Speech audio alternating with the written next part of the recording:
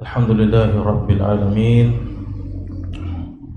wa afdalus salati wa tamu taslim ala Sayyidina Muhammadin wa ala alihi wa sahbihi wa man tabi'ahum bi ihsani ila yaumiddin. Amma ba'du. Jemaah salat maghrib Masjid Al-Husna yang dirahmati Allah Subhanahu wa taala. Alhamdulillah kita masih dipertemukan lagi dalam majelis Syama'il Muhammadiyah yang sudah kita laksanakan kurang lebih 2 bulan ya. Dan alhamdulillah insyaallah kita konsisten untuk senantiasa mempelajari hal-hal segala hal yang berkaitan dengan baginda Nabi SAW sebagai manifestasi kecintaan kita terhadap beliau SAW. Membaca Syama'il para jemaah sekalian, katakan oleh para ulama, dia adalah salah satu cara kita untuk hidup bersama beliau SAW. Jika kita tidak bisa membersamai beliau dalam kehidupan beliau, maka jadikan Syama'il beliau membersamai kita di dalam kehidupan kita.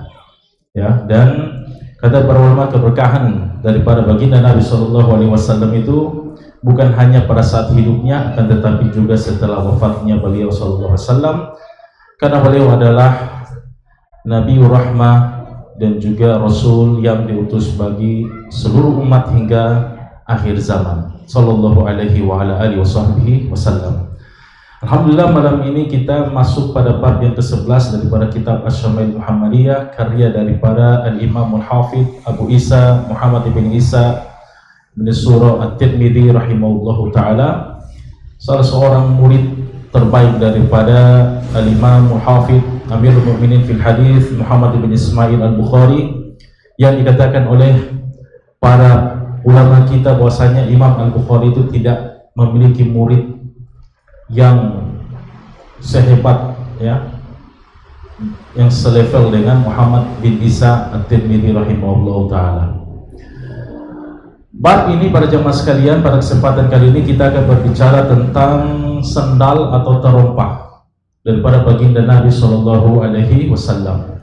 Dan terompah ini para jemaah sekalian, ini sekarang masih ada ya, tersimpan di masjid atau di museum Topkapi di Istanbul ya. Mungkin kita kalau searching di Google ataupun di YouTube itu bisa kita lihat ya.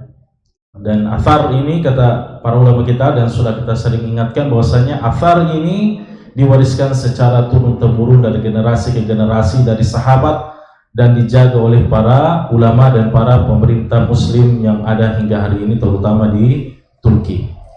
Baik, langsung saja kita masuk ucapan beliau, babu maja'a fi na'li Rasulullah sallallahu alaihi wasallam, bab yang menjelaskan apa saja yang datang dalam yang berkaitan dengan terompah atau sendalnya baginda Nabi sallallahu alaihi wasallam. Beliau mengatakan, qala haddatsana Muhammad bin Bashar, qala haddatsana Abu Dawud At-Tayalisi, qala haddatsana Hammam an Qatadah, qala qultu li Anas bin Malik. Jadi Qatadah berkata kepada Anas bin Malik radhiyallahu taala anhu, kaifa kana na'lu Rasulullah sallallahu alaihi wasallam, bagaimana bagaimana sendalnya Nabi itu sallallahu alaihi wasallam. Maka Anas mengatakan, qala lahuma qibalani, sendalnya ini memiliki 2 tali ya. Jadi sendalnya Nabi itu dia memiliki 2 tali yang menjepit, yang terdapat di antara tali yang pertama itu berada antara ibu jari kaki dan telunjuknya. Kemudian tali yang kedua itu ada di jari tengah, antara jari tengah dan jari manis kaki. Jadi ada 2 tali beliau sallallahu alaihi wasallam. Dan ini sandal ini disimpan oleh Anas bin Malik ya, nanti akan datang hadisnya. Beliau akan keluarkan kemudian mengatakan ini adalah sandalnya baginda Nabi sallallahu alaihi wasallam.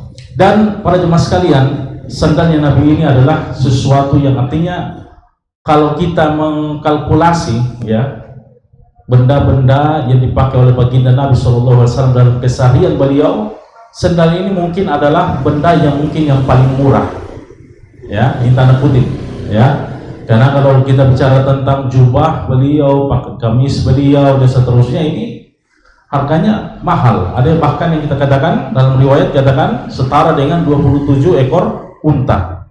Ya, begitu pula sorban beliau sallallahu alaihi wasallam. Ya. Jadi aqallu syai kata Syekh Hisham, ya. Beliau mengatakan yang paling murah itu yang dipakai baginda Nabi itu adalah sendal beliau. Akan tetapi para jemaah sekalian, sendal beliau ini dia berada di atas kepalanya kita. Ya. Ini adalah sendal yang paling mulia. Dia lebih mulia daripada benda apapun yang ada di muka bumi ini. Segala sesuatu berkaitan dengan baginda Nabi itu harus kita yakini bahwasanya dia memiliki kedudukan yang lebih tinggi daripada benda-benda yang lainnya. Terutama sendal beliau, dan sendal beliau ini kalau kita pakai bahasa tasawuf ini adalah sendal yang paling mulia di hadapan Allah. Kalau kita bicara tentang rambut beliau adalah rambut yang paling mulia di hadapan Allah Subhanahu wa taala. Jadi segala sesuatu yang berkaitan dengan baginda Nabi adalah sesuatu yang paling agung yang diciptakan dan dianugerahkan oleh Allah Subhanahu wa taala terhadap hamba-hambanya, ya. Baik. Beliau mengatakan, ya, di sini Syekh Hisham Al-Kamil beliau mengatakan Suila Anas. Jadi Anas ini ditanya tentang sahabat, ya. Sahabat beliau Qatadah bertanya kepada Anas tentang siapa? Tentang apa? Tentang sendalnya baginda Nabi Shallallahu Alaihi Wasallam. Dan Anas ini beliau adalah sahabat yang paling mengetahui seluk-beluk kehidupan baginda Nabi Shallallahu Alaihi Wasallam. Karena kenapa? Karena beliau waktu itu masih kecil, umur 10 tahun, ya. Jadi namanya anak kecil, dia bebas masuk di mana saja, ya. Masuk di istri yang pertama, kedua, dan sampai 10 istrinya atau 9 istrinya. Ini beliau bebas masuk karena waktu itu beliau belum balik, ya. Jadi beliau menyaksikan sendiri bagaimana kehidupan dan kepribadian daripada baginda Nabi SAW dan juga bersama istri-istri beliau. Makanya ada benda-benda yang dimiliki oleh Anas tapi tidak dimiliki oleh sahabat yang lain. Di antaranya adalah sendal ini. Yang berbeda dengan rambut. Kalau Nabi itu, kalau beliau menggunting rambut itu sahabat berebutan, ya, dengan rambut beliau SAW. Ketika Nabi mau melempar ludah saja itu langsung ditampung oleh tangannya para sahabat. Langsung mereka mengusapnya di tubuh mereka Sallallahu Alaihi Wasallam. Ya, ini karena sudah diakui, ya, para sahabat sudah tahu itu. Ini adalah keberkahan. Bahkan keringat beliau itu digunakan untuk mengharumkan parfum. Ya, jadi bukan parfum. Kalau kita kan pakai parfum mengharumkan badan, ya kan, mengharumkan keringat, ya. Tapi kalau keringat beliau Sallallahu Alaihi Wasallam ini digunakan oleh para sahabat untuk mengharumkan parfum. Nah, dan ini ada hadisnya, ya. Jadi Nabi itu pernah tidur di sebuah rumah daripada seorang sahabat, kalau tidak salah Ummu Salamah atau ibunya Anas bin Malik. Itu sengaja dikasih tidur di tempat apa? Dari tikar apa? Kurma, dari daun kurma. Ini kan orang kalau tidur di tempat itu kan gampang berkeringat, kan ada apa? Lidinya itu kan. Nah, jadi ketika berkeringat, ketika Nabi tertidur, keringat ini ditampung oleh bagi apa? Ibu daripada Anas bin Malik ini. Ketika diketahui oleh Rasulullah, ditanya, mau buat apa keringat saya? Ini kata ibunya Anas bin Malik, saya mau menggunakannya untuk mengharumkan parfumnya saya. Ya, ini makanya semakin kita mengenal baginda Nabi Shallallahu Alaihi Wasallam, ini akan semakin menambah kecintaan kita kepada beliau Shallallahu Alaihi Wasallam. Dan Muslim atau siapa saja yang berhak mendapatkan syafaat, yang pertama kali mendapatkan syafaat di antara kita semua adalah siapa yang paling banyak makrifatnya dengan baginda Nabi Shallallahu Alaihi Wasallam. Makanya yang terakhir keluar dari neraka itu kan orang yang memang tidak tahu siapa baginda Nabi. Dia hanya beriman secara umum saja, saya asyhadu alla ilaha illallah Muhammadar Rasulullah. Ya, akhirnya dia jatuh pada maksiat karena dia tidak mengetahui tentang Islam, syariat Islam. Dia tidak mengenal baginda Nabi Shallallahu Alaihi Wasallam. Makanya dia adalah orang terakhir yang dikeluarkan dari api neraka. Sedangkan mereka para sahabat, ya, setelah Nabi dan Rasul, mereka adalah orang yang pertama kali akan memasukinya surga Allah Subhanahu wa taala. Semoga Allah Subhanahu wa taala memasukkan kita ke dalam jannahnya dan juga dikumpulkan bersama baginda Nabi Shallallahu Alaihi Wasallam. Baik. Dan Anas ini beliau sangat detail dalam mensifatkan baginda Nabi Shallallahu Alaihi Wasallam.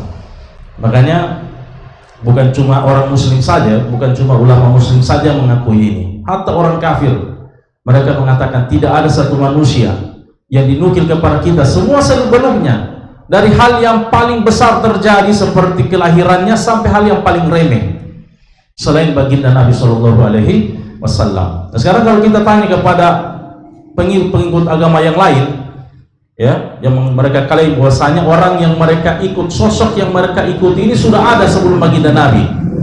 Ya, misalnya Nasrani, ya, mengikuti siapa? Nabi Isa alaihi salam. Coba tanya kepada mereka, bagaimana sendalnya Nabi Isa?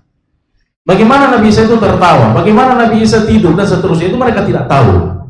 Ya, padahal mereka adalah salah satu pengikut agama yang paling besar di dunia saat ini. Ya, tapi kalau kita, alhamdulillah, Allah Subhanahu wa taala selain menjaga Al-Qur'an, Allah juga menjaga sirah daripada baginda Nabi Shallallahu Alaihi Wasallam. Baik. Kemudian salah satu faedah disebutkan oleh Syekhuna di sini, dan juga ini beliau nukil dari Hasyiah Al-Bajuri, ya, syarahnya Imam Al-Bajuri atas Syama'il Muhammadiyah. Beliau mengatakan, kanat atwalu asabi rijli sallallahu alaihi wasallam as-sababa, ya, atau kanat atwala asabi rijlihi as-sababatu sallallahu alaihi wasallam. Jadi jari kaki Nabi itu yang paling panjang apa? Dia punya jari telunjuknya kaki, ya, telunjuknya kaki itu yang paling panjang. Ya, jadi kalau ada yang kakinya model begitu, alhamdulillah dia punya kemiripan, ya, biar cuma di jari kaki saja, ya, sallallahu alaihi wasallam, ya. Dan itu bisa kita ambil apa? Bisa berbangga-bangga juga, ya kan? Saya memang bukan alul bait, saya memang bukan apa? Saya memang tidak mirip dengan baginda Nabi, tapi minimal saya punya kaki ada mirip-miripnya dengan baginda Nabi, itu lebih panjang telunjuknya dibandingkan dengan yang jari yang lain, ya. Dan tasyabuh bil kiram najah, kata para ulama kita. Berusaha untuk bermirip-mirip dengan orang-orang mulia itu adalah keselamatan kita dunia dan akhirat. Ya. Baik. Qala haddatsana Abu Quraib Muhammad bin al-Ala, qala haddatsana Waqi' an Sufyan. Sufyan di sini maksudnya Ats-Tsauri, ya. Jadi kalau mutlakkan dalam sanad itu Sufyan tanpa Ats-Tsauri atau Ibnu Uyainah, maka asalnya adalah Sufyan Ats-Tsauri. Ya, meskipun sebagian ulama mengatakan bahwa Sufyan sini Sufyan Ibnu Uyainah. Sufyan Ibnu Uyainah adalah gurunya Imam Syafi'i. Gurunya Imam Syafi'i, gurunya Imam Ahmad juga. Ya, bahkan siapa? Imam Ahmad itu punya kisah dengan dua gurunya ini. Beliau pernah meninggalkan majelisnya Imam Sufyan Ibnu Uyainah hanya untuk sekedar hadir di majelisnya Imam Syafi'i. Ya, ditegur oleh temannya Yahya Ibnu Ma'in. Kenapa engkau tidak hadir di majelisnya Imam Ibnu Uyainah? Beliau katakan, ya Yahya, ya Ibnu Ma'in, kalau engkau luput sanad yang ali dari Imam Ibnu Uyainah, engkau masih dapatkan hadisnya dengan sanad yang nazil, yang rendah, artinya masih banyak perawinya, masih didapatkan. Tapi kalau engkau luput dari akal daripada orang ini, kecerdasan orang ini, saya khawatir engkau tidak akan mendapatkan gantinya. Jadi Imam Syafi'i memang sudah diakui kecerdasannya oleh Imam Ahmad sebelum mereka berkenalan. Ya, baik. An Khalid Al-Hadza, ini yang menguatkan Sufyan di sini Sufyan Ats-Tsauri. Kenapa? Karena Imam Sufyan Ibnu Uyainah tidak pernah meriwayatkan dari Khalid Al-Hadza. Ya, Al-Hadza ini artinya sepatu. Ya, Hadza itu orang tukang baik apa? Tukang ukur sepatu, tukang buat sepatu. Tapi beliau bukan tukang sepatu. Diberikan julukan ini karena beliau sering nongkrong dengan tukang sepatu. Ya, di pasar. Jadi ada pasar khusus tukang sepatu. Beliau sering nongkrong di situ. Ya. An Abdillah ibn al-Harith an Ibni Abbasin radhiyallahu ta'ala anhuma qala kana lina li Rasulillah sallallahu alaihi wasallam qibalani mathniyun shiraquhuma. Ya. Jadi Nabi sallallahu alaihi wasallam itu sendalnya itu memiliki dua kibal. Kibal itu tali. Ya, kibal itu tali. Mathniyun dalam riwayat lain dikatakan musanna. Ya, dibaca musanna dalam riwayat lain. Ya. Dan itu riwayat yang ada di dalam naskah yang ditahqiq oleh Syekhuna Muhammad Awwamah, yang murid daripada siapa? Maulana Zakaria Al-Kandahlawi, salah seorang ulama Jamaat Tabligh.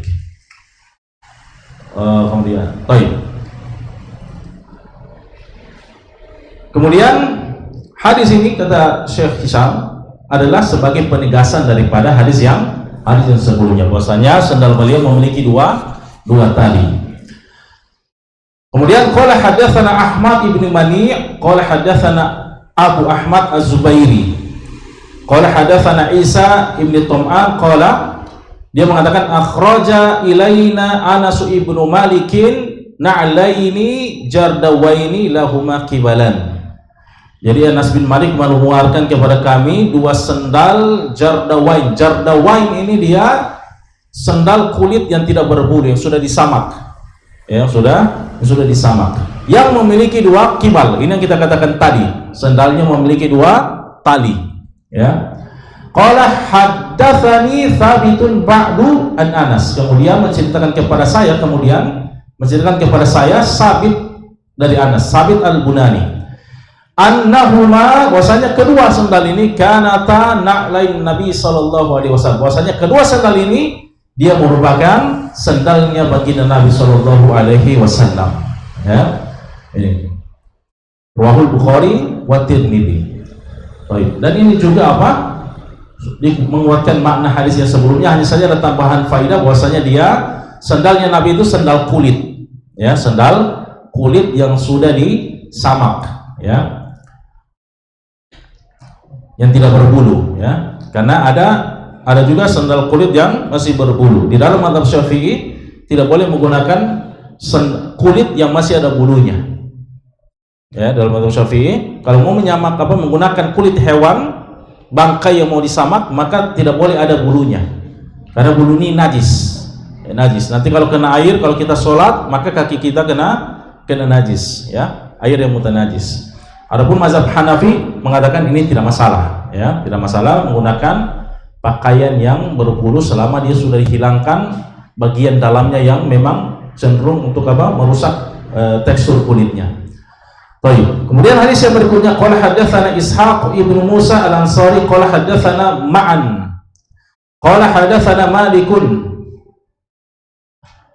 qala hadatsana Sa'id ibni Abi Sa'id Al-Maqburi. Ini disebut Maqburi karena beliau sering tidur di kuburan. Ya, jadi orang soleh itu, orang-orang soleh dulu kalau mengingat mati, kalau di rumah keras hatinya, mereka pergi ke kuburan, ya, tidur di situ. Maka disebut dilakoni makburi. Ya. An Ubaid bin Juraih, annahu qala li ibni Umar, ra'aituka talbasun ni'ala as-sabtiyah. Jadi dikatakan kepada Ibnu Umar, Abdullah bin Umar Ibnu Khattab radhiyallahu taala anhuma, saya melihatmu hai Ibnu Umar menggunakan sandal as-sabtiyah. Sandal sabtiyah dia sama dengan jardawain tadi, hanya dengan istilah yang berbeda.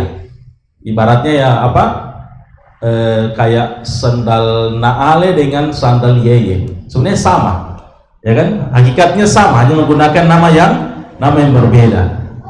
Ya. Jadi sandal sabtiyah. Jadi kenapa engkau wahai Ibnu Umar menggunakan sandal as-sabtiyah yang tidak sandal yang kulit yang sudah disamak? Ini kata Ibnu Umar, inni ra'aitu Rasulullah sallallahu alaihi wasallam yalbasun ni'ala allati laisa fiha sya'run. Saya melihat baginda Nabi sallallahu alaihi wasallam menggunakan sandal yang tidak memiliki rambut, bulu, yang sudah disamak, ya. Wa yatawaddau fiha fa ana uhibbu an albasaha, dan beliau juga berwudu dengan sandal ini dan saya suka untuk menggunakannya.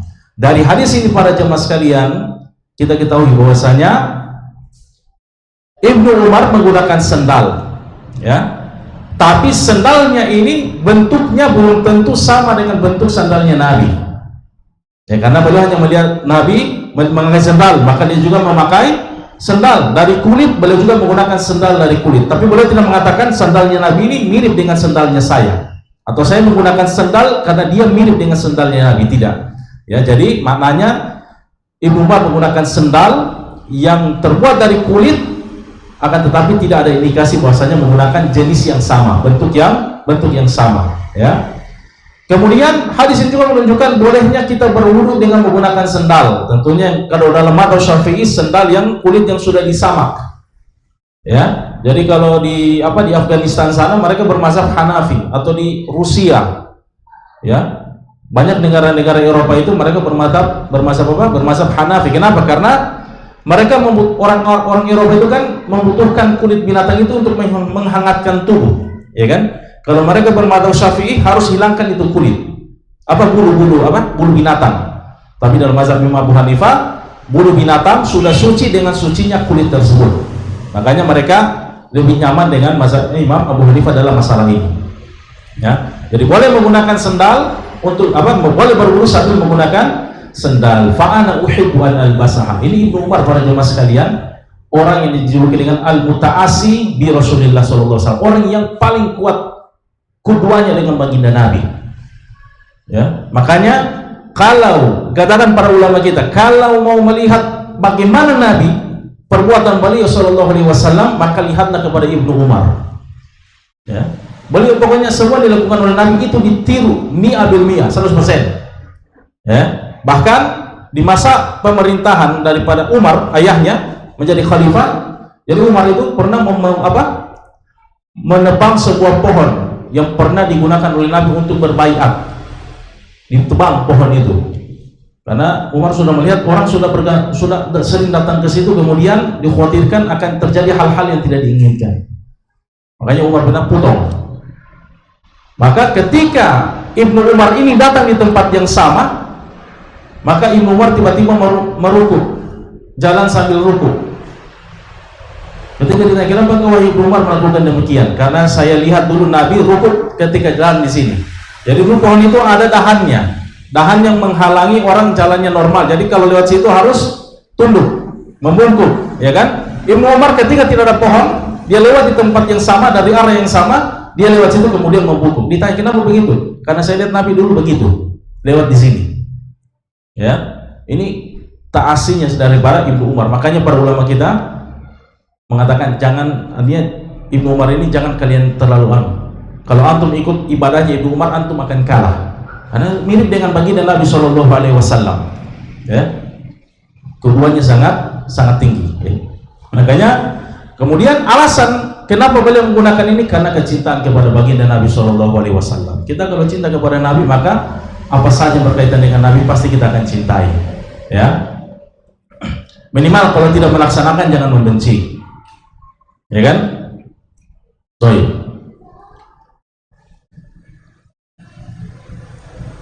Kemudian hadis yang berikutnya, qala haddatsana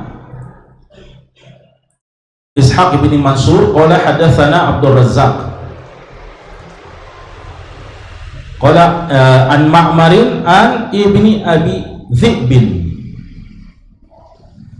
Ibni Abi Dhi'bin ini beliau namanya Muhammad bin Abi Dhi'bin. Ya. Beliau ini selevel dengan Imam Malik bin Anas, ya, di Madinah. Dan ada kompetisi di antara keduanya. Ya, antara Muhammad bin Abi bin Abi Dhi'bin dan Imam Malik ada kompetisi. Ada kompetisi dalam masalah ini, yang positif, ya. Makanya Imam Syafi'i meskipun beliau di Madinah, ketika belajar sama Imam Malik, beliau tidak pernah belajar kepada imam yang satu ini. Nanti beliau menyesal setelah ke Mesir. Beliau pernah mengatakan, ya, saya tidak pernah menyesal untuk tidak bertemu dengan seorang ulama kecuali pada 2 orang. Penyesalan dia itu cuma 2 orang. Kenapa? Selama hidupnya tidak pernah dia temui. Yang pertama adalah Imam Laits bin Sa'ad, sahabatnya Imam Malik. Kemudian yang kedua adalah Imam Ibni Abi Dhi'bin. Ya, ini faqih. An-Salih Maula Tau'amah, dari Soleh, mantan budak daripada Tau'amah. Tau'amah adalah sahabat wanita, tapi dia termasuk sigor sahabat, ya. An Abi Hurairah radhiyallahu taala anhu. Jadi sahabat wanita meriwayatkan dari sahabat yang laki-laki, ya. Dan ini banyak, ya, ini banyak antara sahabat saling meriwayatkan hadis. Qala Abu Hurairah mengatakan, kana li Rasulillah sallallahu alaihi wasallam qibalan. Ini mentakkid lagi, menegaskan makna yang sebelumnya, bahwasanya sendal beliau sallallahu alaihi wasallam memiliki 2 kibal, ya. Baik, kemudian qala hadatsana Ahmad bin Mani qala hadatsana Abu Ahmad qala hadatsana Sufyan Ats-Tsauri Anis Suddi Ismail bin Abi Rahman qala haddatsani man sami'a Amr ibn Huraitsin yaqul, menceritakan kepada kami orang yang mendengar sahabat Amr bin Huraith, di mana dia mengatakan, sahabat ini Amr bin Huraith, ra'aitu Rasulullah sallallahu alaihi wasallam fi na'laini maqsufatain. Saya melihat baginda Nabi sallallahu alaihi wasallam menggunakan sendal yang sudah usang. Ya, karena sebagaimana pakaian, begitu pula beliau perlakukan pada sendal beliau. Jadi beliau tidak akan meninggalkan sesuatu kecuali memang sudah tidak ada lagi manfaatnya, atau memang sudah tidak bisa dimanfaatkan. Ya, ini adalah salah satu sunnah baginda Nabi Shallallahu Alaihi Wasallam. Kemudian di sini sahabat ini dalam hadis dan riwayat yang lain dikatakan bahwasanya sahabat ini melihat Nabi menggunakan sendal ini yang sudah usang ini ketika beliau sementara sholat jenazah. Ya, jadi ini menunjukkan bahwasanya boleh sholat pakai sendal dengan syarat bahwasanya sendalnya tidak ada najis, sandalnya harus suci dan tidak ada najis di situ. Kalau ada najis maka tidak boleh, tidak sah. Ya. Kemudian, ya di sini faedah katakan juga bahwasanya boleh menggunakan sendal, sholat dengan menggunakan sendal. Dan ini sebenarnya tata cara sholatnya orang Yahudi. Ya, dalam riwayat Abu Daud, ya, kata Nabi, jangan kalian sholat seperti orang Yahudi. Orang Yahudi itu kalau sholat orang Yahudi itu tidak pakai sendal. Ya, orang Yahudi dalam hadis riwayat Abu Daud katakan bahwasanya orang Yahudi itu kalau sholat tidak pakai sendal, maka selisih mereka. Makanya di masa-masa awal Islam, saat terutama Masjid Nabawi itu kan belum di lantai, tidak di lantai kan, tanah. Jadi para sahabat itu sholat menggunakan sendal. Ya, tapi kalau sekarang tidak perlu pakai sendal. Ya, karena memang orang Yahudi juga sudah meninggalkan syiar ini. Ya. Baik.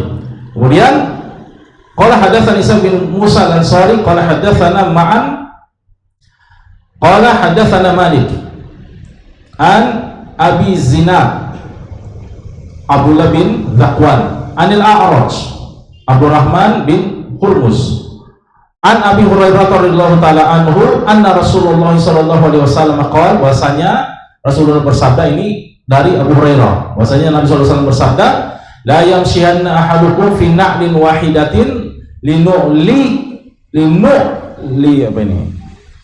liyun'ilhuma jami'an aw liyuhfihima jami'an. Janganlah kalian berjalan dengan satu sendal. Ya, jangan berjalan pakai satu sendal. Opsinya cuma dua, pakai dua-dua, kata Nabi SAW, liyun'ilhuma jami'an, atau yang kedua adalah melepaskan keduanya. Nah, sekarang apa maksud daripada hadis ini? Para ulama kita mengatakan bahwasanya maksud hadis ini adalah ketika orang ini, maksudnya adalah jangan membiasakan diri kita menggunakan satu sendal. Ya. Jangan terbiasa jalan pakai sendal. Karena dalam hadis ini dikatakan bahwasanya setan itu pakai satu sendal. Ya, setan itu pakai satu sendal. Bahkan diriwayatkan dari Salaf bahwasanya jalan pakai satu sendal itu adalah misyatus syaitan. Tata cara jalannya setan itu pakai sendal. Tapi ini dengan catatan, kalau dia terus menerus, dia suka sekali pakai satu sendal, dia tidak bisa. Ya, tapi hukumnya makruh. Ya, hukumnya makruh. Akan tetapi misalnya orang datang di masjid kemudian sendalnya patah, ya, putus, maka tidak masalah kalau dia berjalan dengan satu sendal, karena kaidah fikih mengatakan yuktafar minal qalil ma la yuktafar fil katsir. Dimaafkan pada yang sedikit kejadiannya, apa yang tidak dimaafkan pada apa yang sering terjadi. Ya, jadi karena ini perkara kejadian yang jarang, maka dimaafkan. Ya.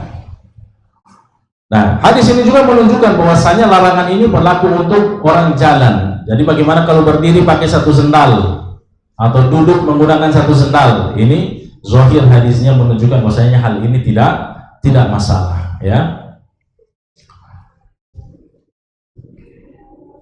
Kemudian faedah dari Syekhuna di sini beliau mengatakan kenapa dilarang, salah satu hikmah kenapa baginda Nabi sallallahu alaihi wasallam melarang menggunakan satu sendal ketika berjalan, beliau katakan adalah kanal masyu bina'lin wahida yanfil waqar. Orang jalan satu sendal itu akan menghilangkan muruahnya, ya, akan menghilangkan muruah. Bayangkan ada tipe haji ke masjid pakai sarung, harum, baru punya pakai satu sendal. Ya. Orang kira kamar orang gila yang lagi sadar. Ya. Wa yu'addi ila istihza'i nas bila bisiha. Ini konsekuensinya dia akan dihina oleh manusia. Orang yang menggunakan dia akan dihina oleh manusia. Ya. Meskipun hanya satu kali kejadian, ya. Makanya kalau kami pribadi kalau sudah patah sendal, sudah lepas saja dua-dua. Ya. Atau biasanya di masjid hilang sendal. Satu sendalnya hilang. Ya, kalau dulu kita sering main sembunyi-sembunyi sendal, maka lebih baik jangan menggunakan kedua-duanya, ya. Nah, di sini Imam Ibnul Arabi. Jadi ada dua, Ibnu Arabi tanpa alif lam dan Ibnul Arabi. Kalau ada alif lam ini ulama fakih, ahli fikih, kemudian juga ahli hadis, ya, dan bermazhab Maliki. Beliau mengatakan al-masyu fi na'lin wahidah misyatus syaitan.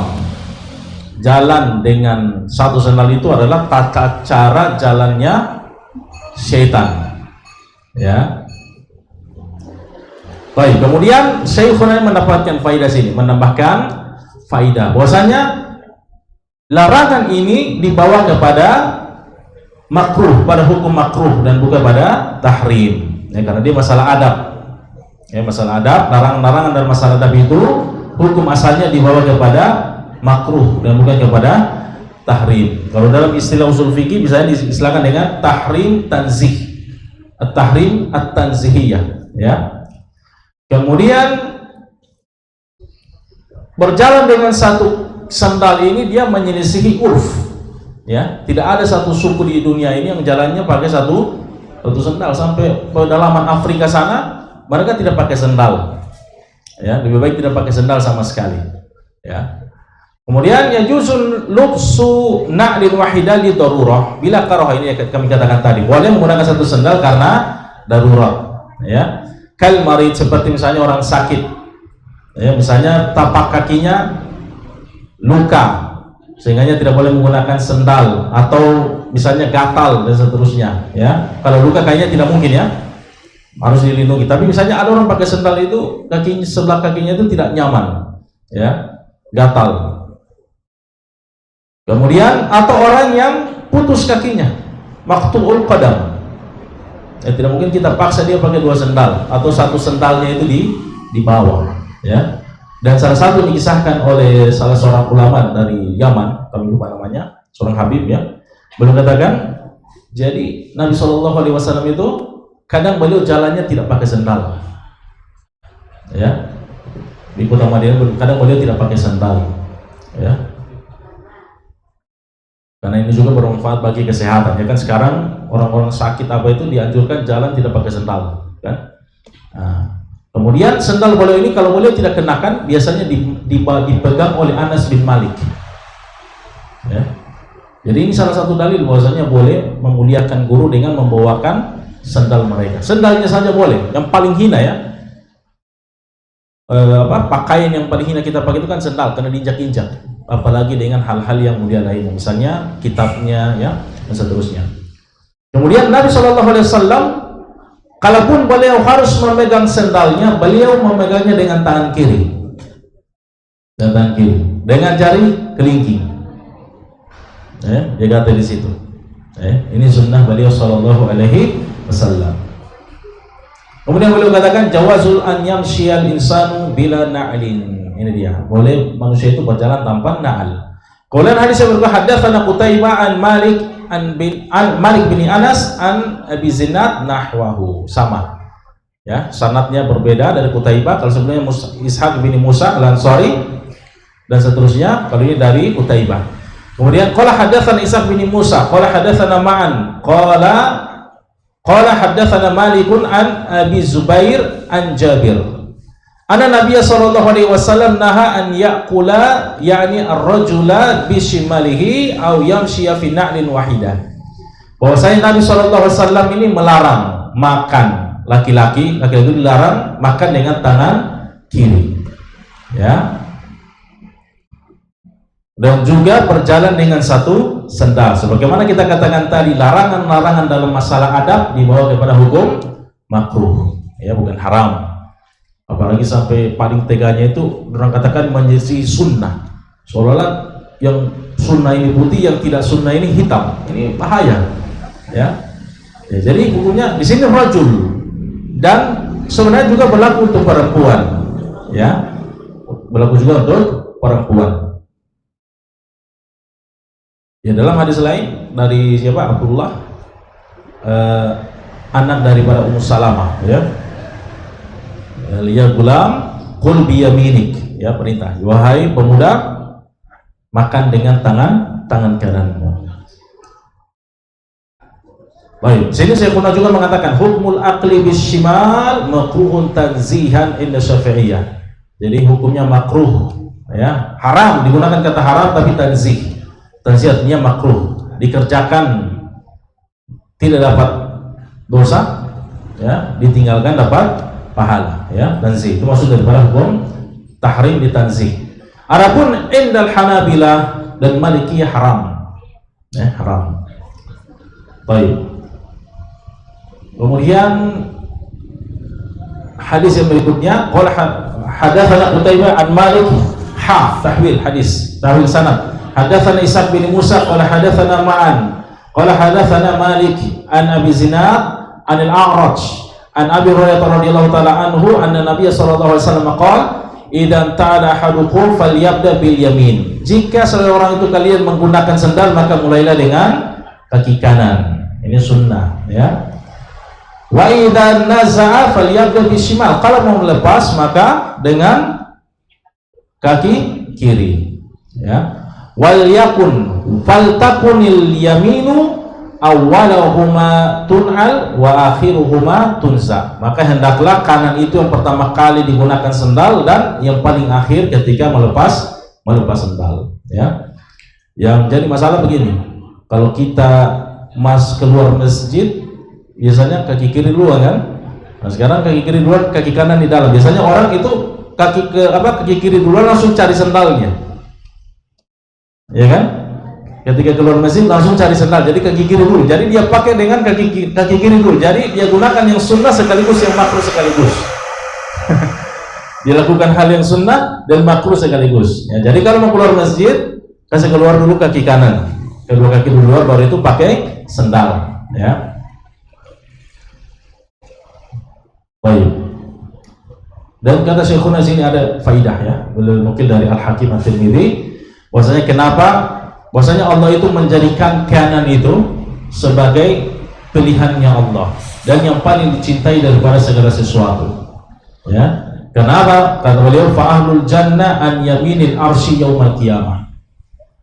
Penduduk surga itu pada hari kiamat kelak mereka akan berada di sebelah kanannya arsy, ya, dan penduduk neraka sebelah kiri. Wa ahlus sa'ada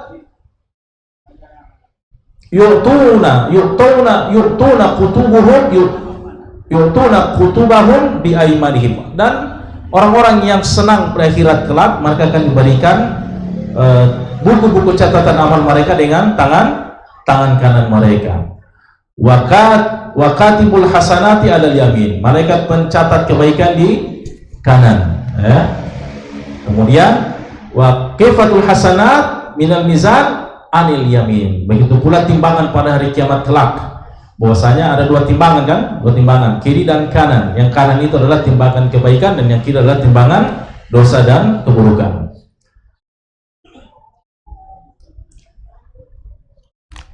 Baik.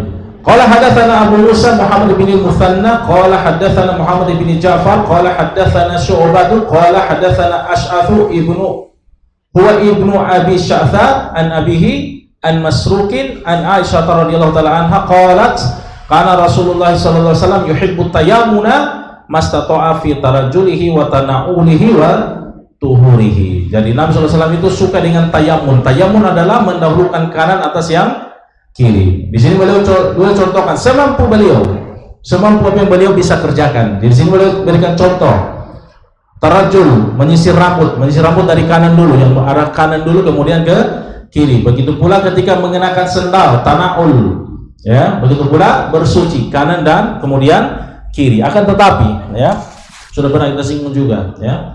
Artinya kalau dia melakukan yang apa? yang kiri terlebih dahulu ini tidak masalah, hanya saja hukumnya makruh. Jadi misalnya berwudu kanan terlebih dahulu, tapi bagaimana hukum orang berwudu dengan tangan kiri dulu, baru mencuci kaki dengan kaki kiri dulu? Ini sah wudunya, ya, sah wudunya, dan akan tetapi hukumnya adalah makruh, ya.